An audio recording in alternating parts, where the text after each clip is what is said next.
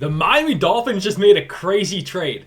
Now, I know I'm a little bit late. I was at work, but I'm here to break down the Miami Dolphins trading away Jalen Ramsey and Jonnu Smith and acquiring former Miami Dolphin and all-pro safety Minkah Fitzpatrick. Now, let's start with the situation that was. So, the Dolphins were going to trade Jalen Ramsey. That was made pretty clear by both parties. Jonnu Smith was up in the air. It was like the Dolphins rumored to trade him. The Dolphins wanted to keep him. He wanted to stay a Dolphin. That felt more like Jonnu Smith was going to stay. Then all of a sudden, today, we get a notification Jalen Ramsey traded. And I was like, okay, that was expected. And my expectation, literally prior to any of this being announced, I know I can make myself sound better, but usually in these disgruntled veteran deals, when they're still on a big contract, the team usually ends up getting a 4th, 5th round pick in return for that player. So that's kind of what I was expecting. I was expecting the Dolphins to get a 3rd or 4th round pick for Jalen Ramsey and have to eat the money for this year. Instead, they redid Jalen's deal so where the Dolphins are saving money by trading him away, which is a massive bonus. They acquire Minkah Fitzpatrick, and they're also obviously trading Jonnu Smith.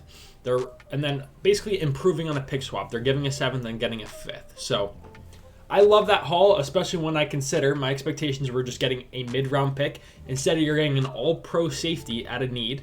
And it's a position where he's 28 years old. You can still have 4 phenomenal years from Minkah Fitzpatrick. Like, we're talking about an all-pro caliber player. So I think it's a tremendous return when you consider that I thought we were going to trade Jalen Ramsey away for a bag of peanuts. So I touched on the Jalen Ramsey saga. But in terms of the Jonnu Smith, so Jonnu Smith wanted a new deal. He just had a franchise record season, the best year of his career with the Miami Dolphins. But, I mean, it's not a coincidence. He was in a favorable situation, but he's also a tremendous talent. And that talent met expectation, and it worked out. But would it be worth paying him the money that he probably wanted, which I'm going to guess like $12 million plus per year? It's a lot of money for a position, or for tight end specifically, that doesn't have great upside blocking, which this scheme really likes.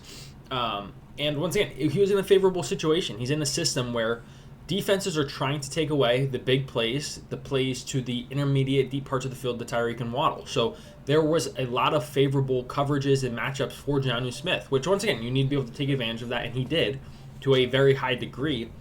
But the Dolphins probably think they can get that from a different player in that same position, or they're kind of changing how they're going about things. They want a more run-blocking tight end, which they have in Julian Hill. I know he's not a fan favorite, but he is a significantly better blocker than Jonnu Smith, and he improved all throughout last year, specifically blocking.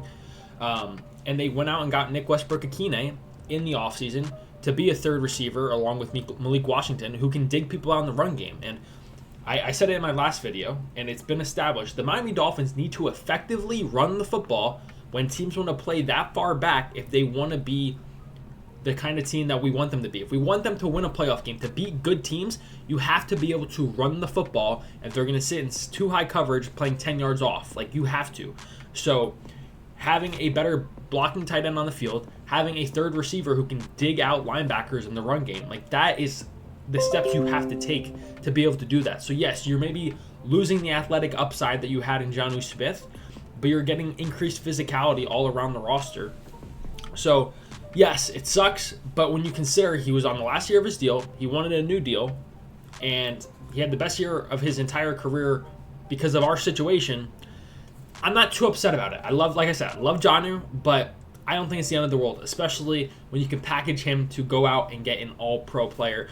And, like, quite frankly, like, I love Jonnu, but, like, watch his numbers this year. I guarantee you he probably has, like, half of the receiving yards that he did with us.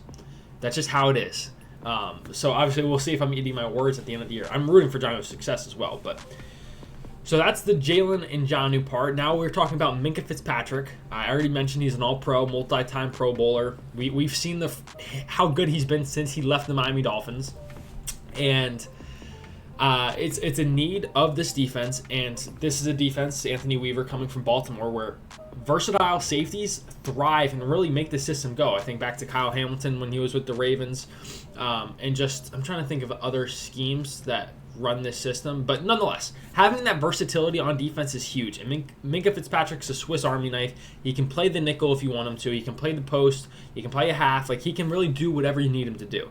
He's a very intellectually smart player and has all the physical tools that you need.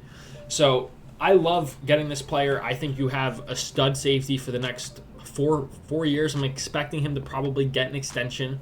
But I don't know if it's going to shatter the bank. But also, Minkah is a guy, I know we traded him because he was disgruntled, and we just traded away a disgruntled player for him. But he's a guy you don't hear a lot about. Like, he's not in the news for all the bad reasons like Jalen Ramsey and Tyreek Hill are. Like, I'm confident. Yes, I know a lot of people make a big deal about the Dolphins paying players that aren't homegrown. Although, is Minkah homegrown? I don't know.